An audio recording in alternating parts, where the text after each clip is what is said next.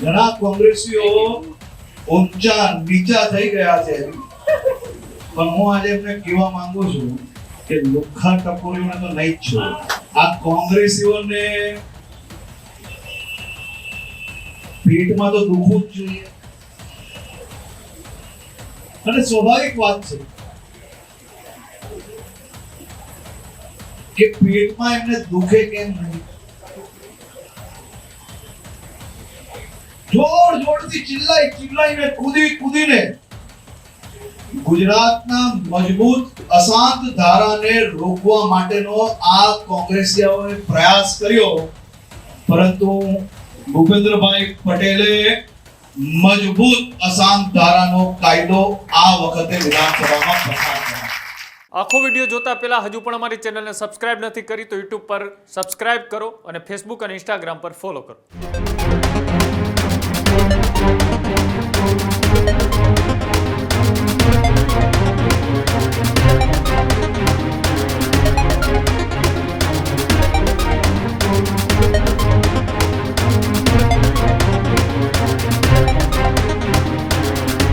વડોદરાની અંદર deputy CM હર્ષ સંઘવીની જોરદાર બેટિંગ જોવા મળી. જ્યાં વડોદરા ખાતે નાયબ મુખ્યમંત્રી હર્ષ સંઘવી પહોંચ્યા હતા, જ્યારે કોંગ્રેસને શબ્દોનું મશીન ગન લઈને હર્ષ સંઘવી છે તેમનું આ નિવેદન જોવા મળ્યું. ત્યારે કોંગ્રેસીઓને પેટમાં દુખે છે અને દુખવું પણ જોઈએ તેવી વાત સંઘવીએ કરી. હું લુખ્ખા ટપોરીઓને તો નહીં જ છોડું, એટલે કે અસામાજિક તત્વોને પણ અહીંયાથી ચેતવણી આપી દીધી છે. અશાંત ધારાનો કોંગ્રેસીઓ એ કૂદીને વિરોધ કરતા હતા. ભૂપેન્દ્રભાઈના નેતૃત્વમાં મજબૂત અશાંત ધારા કાયદો પસાર કરાવ્યો હોવાની વાત સામે આવી રહી છે. એટલે કે વડોદરાની અંદર નાયબ મુખ્યમંત્રી હર્ષ સંઘવી ત્યાં પહોંચ્યા હતા. કોંગ્રેસને શબ્દોનું મશીન ગન લઈને હર્ષ સંઘવીએ વીંધી નાખ્યા છે. કોંગ્રેસીઓને પેટમાં દુખે છે અને દુખવું પણ જોઈએ તે પ્રકારની વાત હર્ષ સંઘવી કરતા જોવા મળ્યા. હું લુખ્ખા ટપોરીઓને તો નહીં જ છોડું, અસામાજિક તત્વોને પણ વડોદરાથી ચેતવણી આપી દીધી છે. અશાંત ધારાનો કોંગ્રેસીઓ કૂદીને વિરોધ કરી રહ્યા હતા તેવી વાત સંઘવીએ કરી છે. જ્યારે ભૂપેન્દ્રભાઈના નેતૃત્વમાં મજબૂત અશાંત ધારા કાયદો પસાર થયો છે તે પ્રકારની વાત હર્ષ સંઘવીએ વડોદરાથી કરી છે. એટલે કે હર્ષ સંઘવી વડોદરાના પ્રવાસે હતા તે દરમિયાન આ સૌથી મોટું નિવેદન જે છે તે આપવામાં આવ્યું છે. અને સાથે જ વાત કરવામાં આવે તો અવારનવાર વિપક્ષ પર આકરા પ્રહારો કરતા હર્ષ સંઘવી જે છે એ જોવા મળતા હોય છે. જ્યારે ફરી એકવાર ચૂંટણીના સમયે ભારતીય જનતા પાર્ટીના દિગ્ગજ નેતા અને ગુજરાત રાજ્યના ડેપ્યુટી સીએમ હર્ષ સંઘવી જે છે તેઓએ વિપક્ષ પર આકરા પ્રહારો કર્યા છે. વાત કરવામાં આવે તો કોંગ્રેસ જે છે તેને આડે હાથ લીધી છે.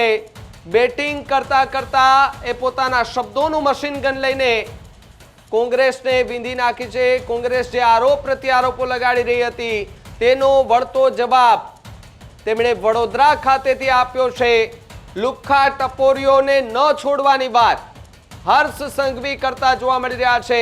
આ નિવેદન પહેલી વખતનું નથી, પરંતુ જ્યારે પણ અસામાજિક તત્વોનો આતંક ગુજરાતમાં જોવા મળે ત્યારે સ્વાભાવિક છે ગુજરાત રાજ્યના ડેપ્યુટી સીએમ હર્ષ સંઘવી એમના આદેશથી એ પોલીસને પણ કહી દે છે કે વિસ્તારની અંદર કોઈ પણ અસામાજિક તત્વો હોય, અને આની પહેલાનું પણ એક નિવેદન હતું કે કોઈએ દાદા બનવાના પ્રયાસ ન કરવા.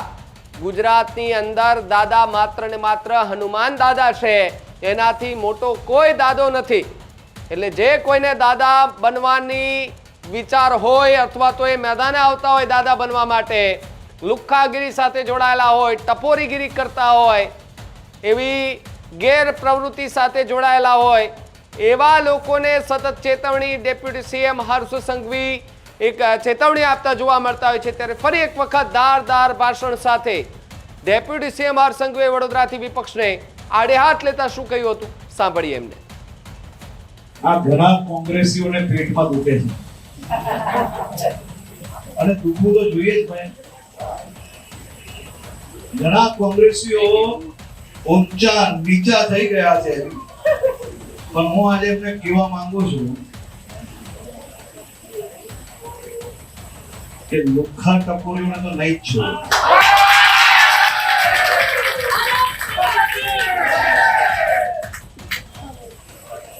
કોંગ્રેસીઓને પેટમાં તો દુખવું જ જોઈએ અને સ્વાભાવિક વાત છે કે પેટમાં એમને દુખે કેમ નહીં.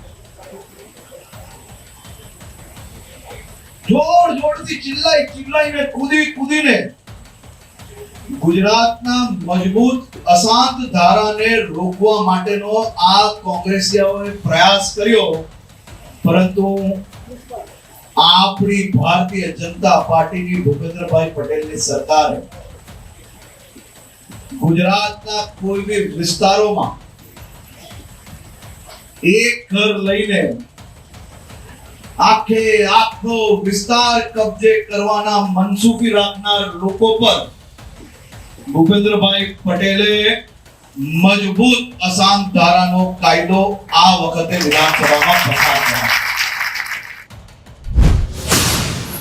તો જે રીતે વડોદરાની અંદર ચૂંટણી કાર્યાલયનો જે ઓપનિંગ હતું તેની અંદર હર્ષ સંઘવી પહોંચ્યા હતા. એમની સાથે વડોદરા ભારતીય જનતા પાર્ટીના નેતાઓ પણ ઉપસ્થિત હતા. કાર્યક્રમમાં ડેપ્યુટી સીએમ હર્ષ સંઘવી કે જેમનો પિત્તો છટક્યો અને વિપક્ષને આડે હાથ લઈ લીધું છે.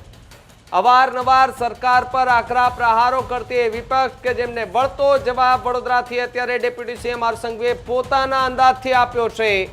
પોતાના શબ્દોની મશીન ગનથી કોંગ્રેસના આરોપોને પણ વીંધી નાખ્યા છે. અશાંત ધારા મુદ્દે અનેક નિવેદનો, અનેક પ્રતિક્રિયાઓ વિપક્ષમાંથી જોવા મળતી હતી, પરંતુ સત્તા પક્ષમાંથી કોઈ પણ જાતની અત્યાર સુધી એ પ્રતિક્રિયાઓ નહોતી આવી, વળતો જવાબ નહોતો આવ્યો. પરંતુ ચૂંટણી આવી એટલે સ્વાભાવિક છે કે વળતા જવાબો આપવાના શરૂ થઈ ચૂક્યા છે અને એની શરૂઆત વડોદરાથી થઈ ચૂકી છે. ચૂંટણી આવે એટલે સ્વાભાવિક છે રાજકારણ ગરમાય, આરોપ પ્રતિ આરોપો લાગે, નેતાઓ આ પક્ષમાંથી પેલા પક્ષમાં જાય, પરંતુ જે જૂના આરોપો હોય અને એના જવાબો જો બાકી હોય દેવાના તો એ જવાબો ચૂંટણી સમયે મળતા હોય છે. અને એ જ ટેકનિકથી હર્ષ સંઘવી પણ અત્યારે મંચ પર જોવા મળ્યા છે. ચૂંટણી આવી એટલે તરત જ વિપક્ષ પર જેમણે આરોપો લગાવ્યા હતા એમને વળતા જવાબો આપ્યા છે.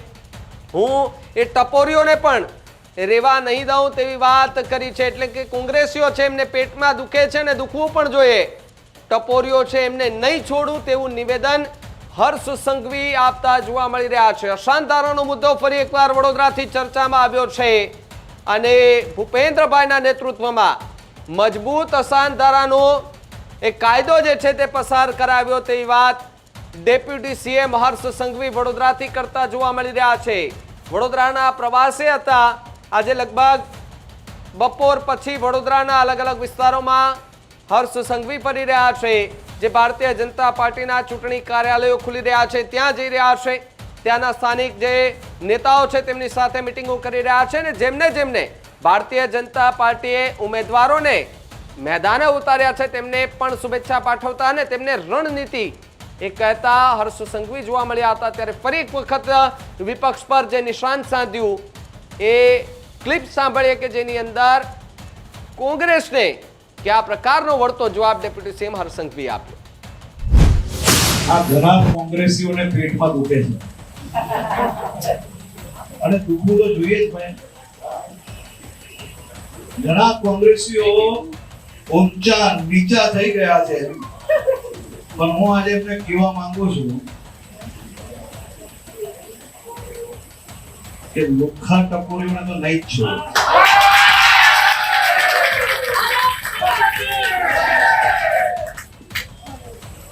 આ કોંગ્રેસીઓને પેટમાં તો દુખવું જ જોઈએ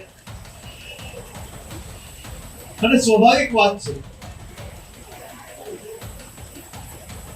કે પેટમાં એમને દુખે કેમ નહીં.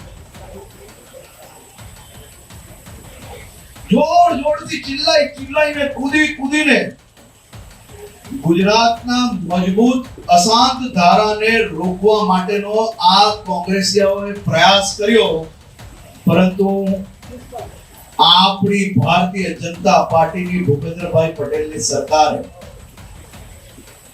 ગુજરાતના કોઈ બી વિસ્તારોમાં